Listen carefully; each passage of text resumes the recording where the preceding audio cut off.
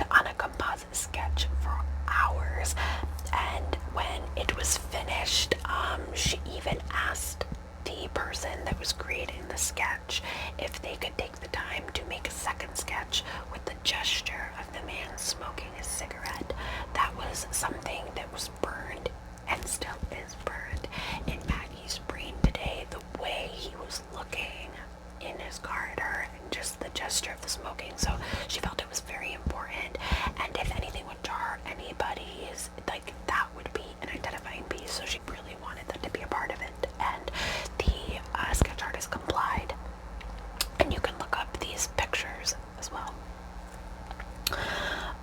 And you know, she speaks to that piece in every single interview, the cigarette and his look. So I truly believe that, you know, she clearly sees this man every single day. So I believe this sketch is so spot on. So yeah, definitely take a look at it. The gentleman in the sketch looks like he could be some sort of Italian, or just maybe even Greek even. He had dark hair, dark eyes, 50 years old approximately, a chain smoker, and he had a white vehicle.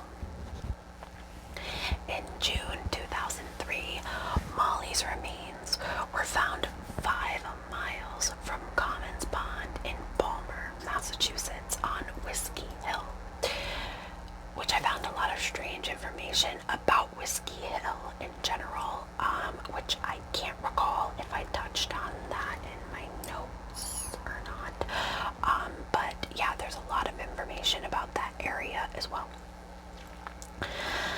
So officially in 2003, the case was ruled a homicide, but the cause of death was unknown. Several people were identified and questioned. And now I'm going to get into some of the people that were looked into as suspects. In 2007, Robert Burno, a sex offender, was named after he attempted to assault a jogger in Brimfield, Massachusetts, just a few miles outside of Warren, a couple years out. In 2007, Robert Burno, a sex offender, was named in the case after he attempted to assault a jogger in Brimfield, Massachusetts, a few years after Molly's remains were found. So he was questioned. In 2009, convicted murderer Rodney Stanger was named in Molly's case as well. He lived in the same area close to the YMCA where she was certified for her job at Commons Pond, where she had disappeared. He was also known to frequent the pond and Whiskey Hill, the area where her body was found in Palmer. He matched the composite sketch, which is huge, and his girlfriend claimed that he may have been involved in some Massachusetts murders, but she said this before she herself was killed. It's crazy.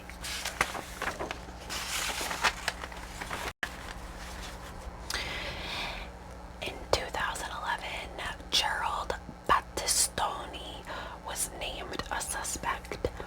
This got me because I remember looking at the composite sketch, but I was like, oh my god, he looks like some sort of like Italian, like, and I saw that last name and I was like, or like Sicilian or something. He resembled the composite sketch, and he also had frequented where the body was found. He is a rapist, and his rape victim lived near the pond, the Commons Pond, where Molly worked. But he died in 2014, so that was kind of a dead end. So this is an interesting note. I even wrote interesting note.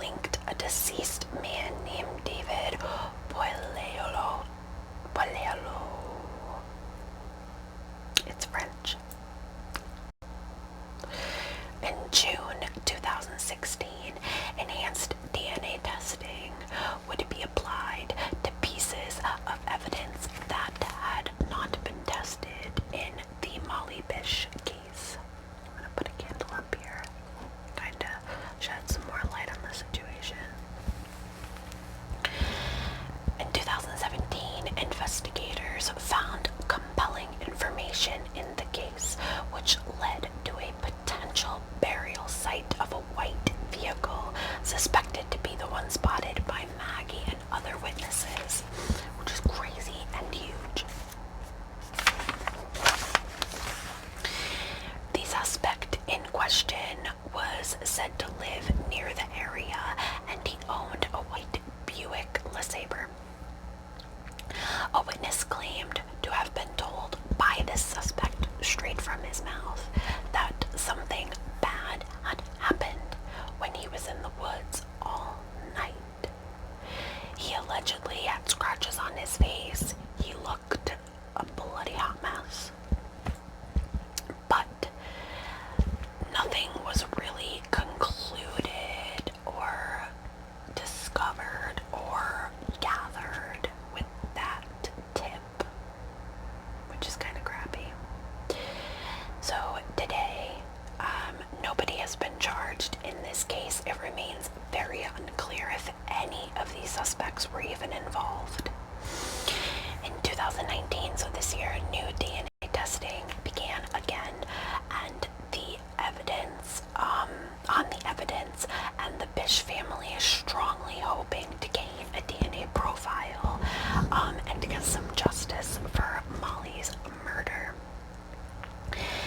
They are very hopeful that they will get some answers about this case, because especially another local case, which I will touch on at some point, I believe, it is, let me see if I wrote it down, but I believe it is from Amherst. I didn't write it down, but there is another case that was 20 some odd years old in the Western Massachusetts area, and after all that time, her murderer was found.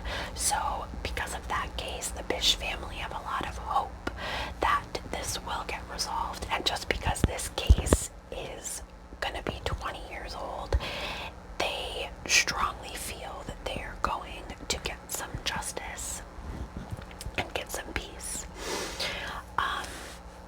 Her mother, Maggie, still has a sign outside her home which reads "Missing Molly," and the date of her disappearance. It's weathered and worn, and it's still there. And even though they found Molly's remains, they keep this out in front of their home as a forever symbol that they are going to get justice, they are going to get peace, and they are going to find out who did this to Molly. And I'm going to just reference another article really quick, from a local investigation article that was talking about phenotype testing, which is looking at a physical profile of a suspect. So they're very close. They're working with a lab in Virginia, I believe, or something like that. And this shit is like, I imagine expensive, and I imagine a huge undertaking. Again, 20 years later, that's huge. Like, there's a high possibility that this will never be resolved, but there is just a great possibility that they can figure out what happened, even if it happens to be a suspect that is deceased or they previously investigated. Like, this is a way for the family to get some peace. So I really wish them the best, and I hope they get some great news and great support and a great response. And I really hope they can figure out what happened to her. This broke my heart, watching interviews of Heather and Maggie, and especially being from the area myself, you know, that's like, oh, that's one of us, you know, and it really gets you in the feels. So I would love to keep everybody updated on this case. Again, do your research, especially if you're from Western Massachusetts. Take a look at the composite sketch. You just never know. This is the ASMR true crime community is a great resource for relaxation, and not just for learning about these cases, but also like awareness. Awareness is key, and it might take just see something or know something. So if you see something, if you know something, please contact the local authorities. And yeah, that's about all I have for you. Again, if I have any updates or any more information, I will let you know. Like I said, this is still open. This is ongoing. This is still very active. So